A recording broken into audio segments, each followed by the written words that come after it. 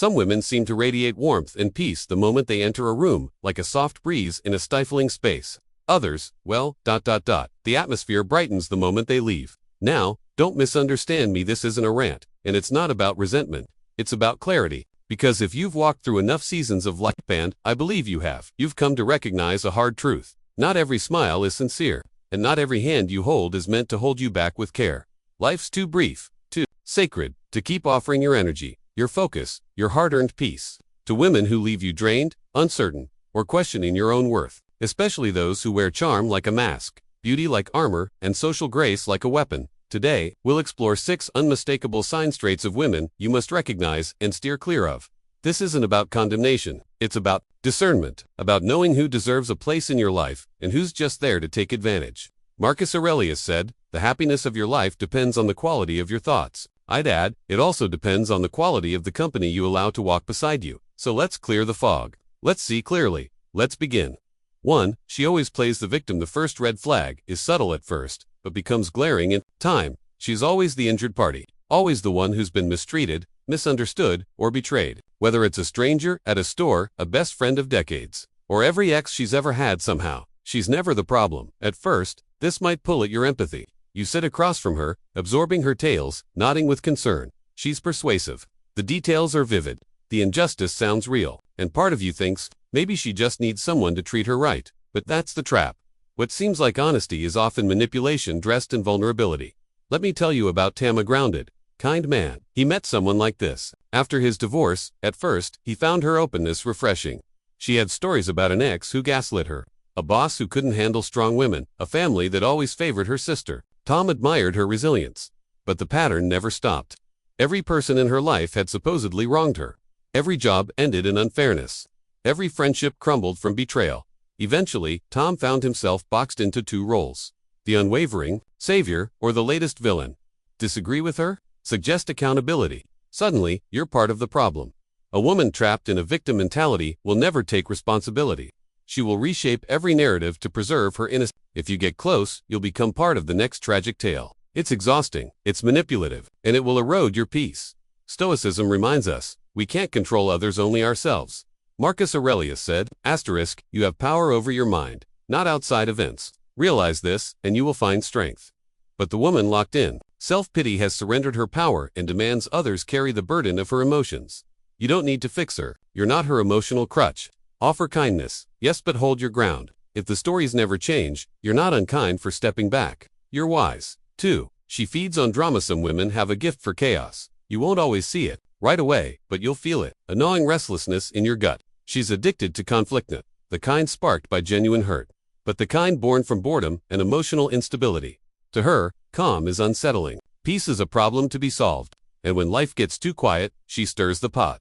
Lights a fire just to feel the heat. If you're not careful, you'll get pulled into her storm before you even realize there's one brewing.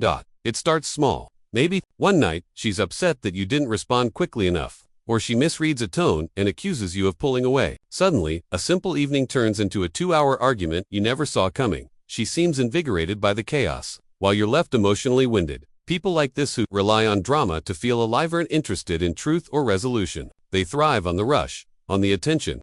Chaos makes them feel important. It makes them feel in control. Seneca once said, *, an angry man opens his mouth and shuts his eyes. And so does a woman who thrives on emotional wildfire. She doesn't seek understanding, she seeks stimulation. And if you're her closest emotional outlet, you'll become the unwilling actor in her theatrical life.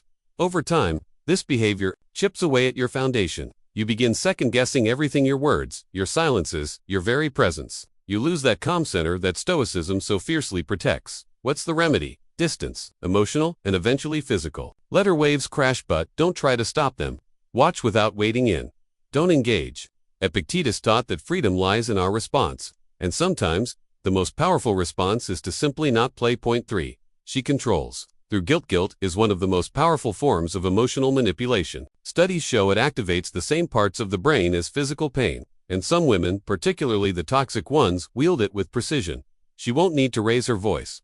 Often, she doesn't even need to speak. A sigh, a look, a withdrawn smile. Suddenly, you're questioning your decision to prioritize work, or to take a day for yourself. You start bending, canceling, compromising, not because you want to, but because you don't want to hurt her feelings. You don't want her to feel unloved, but every time you bend to avoid her disappointment, you chip away at your own boundaries. And make no mistake, this isn't vulnerability. This is control dressed in passive emotion.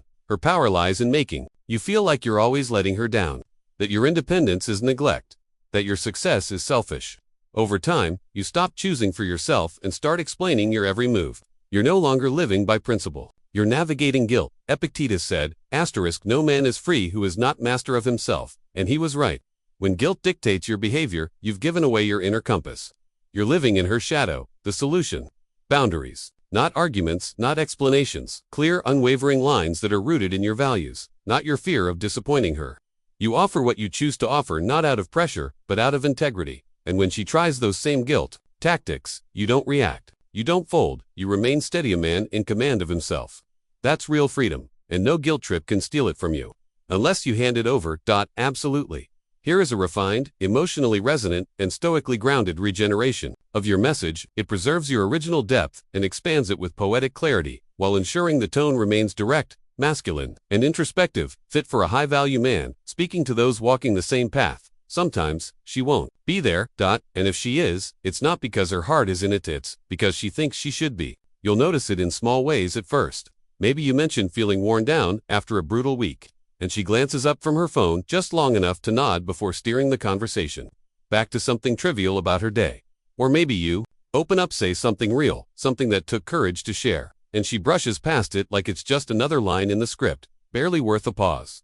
There's a distance there. You feel it. It's not just that she doesn't understand, it's that she doesn't care to. A man I know, someone I deeply respect, told me once about a woman he dated after his wife passed. At first, she was warm, supportive, even nurturing. But when the real weight of his grief surfaced, when he needed someone who could just sit with him in the quiet and simply be present, she became restless, uncomfortable, impatient.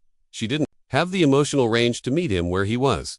She changed the subject, offered shallow reassurances, steered the conversation back to her life, her plans, her problems. Eventually, he realized something painful. He felt lonelier sitting next to her than he did sitting alone. And this is where Stoic thought sharpens the picture. Marcus Aurelius wrote, "Waste no more time arguing what a good man should be one. But I'd add, waste no more time hoping someone will become what they are not." Empathy cannot be taught. You can't coax it out of someone like steam from a stone. It's either there or it's not. And when it's not, you'll feel it. Not in your head, but in your bones. But an empathetic woman doesn't need to fix you. She doesn't even need to say much. Her calm, steady presence speaks volumes. You're not alone. But a woman who lacks empathy, she could sit right next to you, touching your hand, and you'd still feel miles apart. If you find yourself constantly making excuses for why she seems distant when life gets hard, stop. Pay attention to that feeling. Stoicism teaches us to accept what is, not what we hope for, and what is, in this case, is brutally simple. If she can't meet you with compassion when life gets heavy, she won't be there when the real storms hit, and the solution isn't to demand more from her. It's to choose differently. For yourself. Walk away if you must. Not in bitterness, but in * clarity just makes your yes more powerful.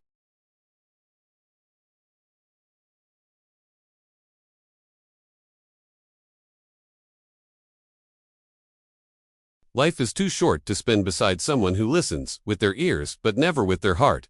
***. 5. She's obsessed with superficial things. ***. This one's easy to overlook in the beginning. It might even seem harmless. But over time, it'll drain the life right out of you. She's obsessed with surface. The car, the clothes, the likes, the curated life.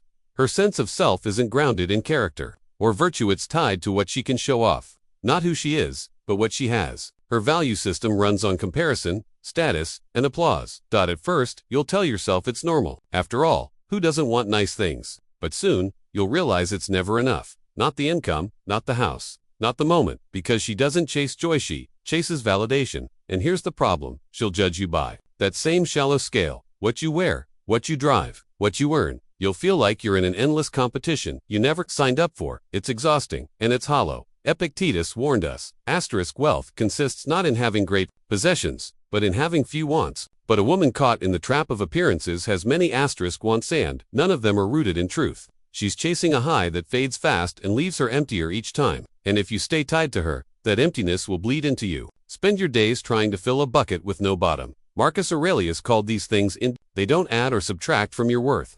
It's your character, your virtue that defines you. But she won't see it. She can't, because she doesn't look beneath. Seneca said, Asterisk, it is not the man who has too little, but the man who craves more. That is poor. Asterisk, a woman who craves status, who measures life by image, is poor in the deepest sense, and no matter what you build, it will never satisfy her, because contentment lives in stillness, not in chasing shadows. The solution: walk away, not in scorn, but out of respect for yourself and the peace you're protecting. A man who values his center doesn't compete in surface games. He walks where depth lives. Asterisk, 6. She can't admit she's wrong. Asterisk. This one reveals itself in the most subtle and frustrating ways. You bring up a disagreement. You present the facts. You speak calmly, clearly, and still somehow it's your fault. She twists the conversation. Suddenly, you're not talking about the issue, you're talking about how you made her feel, how you always do this, how you're attacking her. The original point vanishes beneath an avalanche of emotion and misdirection. At first, you think it's just pride, a bad day. But over time, it becomes undeniable. She cannot, will not, admit fault, no matter how obvious the mistake, no matter how small the issue, because in her world, being wrong equals being weak. But here's what most men miss.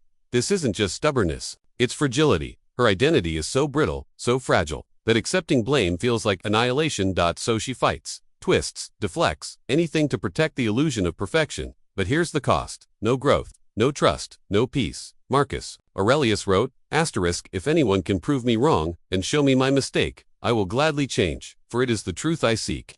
Asterisk, that's wisdom. That's strength. A woman who can't do the same will turn every disagreement into warfare, not because she wants control, though she does, but because she's terrified of facing herself. And in a relationship like that, you become the emotional anchor, the grown-up, the rock, always having to carry the weight of being the reasonable one. It's not sustainable.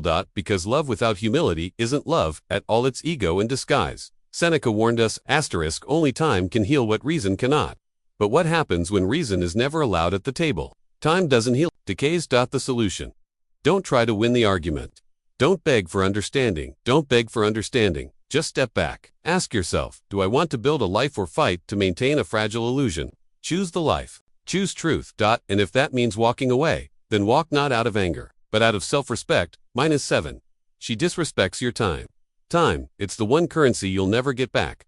Money you can make more. Health you can fight for. But time, once spent, is gone. So when a woman disrespects your time, it's not just an inconvenience, it's a violation of your peace. I once knew a man named Richard, contractor, mid-50s, built his business from nothing, sharp, respected, the kind of man who kept his word, and expected the same. He started dating a woman named Elise. She was beautiful, charming, knew how to make a man feel seen. But there was a pattern. She was always late, then she'd cancel last minute sometimes. She simply forgot the plans they made. Richard let it slide. Life's busy, right? But weeks turned into months. He was rescheduling jobs to make time for her, skipping trips, missing weekends with lifelong friends, all for a woman who couldn't show up on time or at all. One day, after another no-show, he stared at his phone and said, asterisk, man, I feel like I'm always waiting. Asterisk, that's what happens when someone disrespects your time. They keep you in limbo. Not just physically, but mentally, emotionally, spiritually. They steal your now and make you believe it's normal. But a Stoic man knows better. Seneca said, asterisk, it is not that we have a short time to live, but that we waste much of it. Asterisk, Richard eventually realized Elise wasn't too busy. She just didn't value his time because she didn't value him, and he had allowed it by not valuing himself first.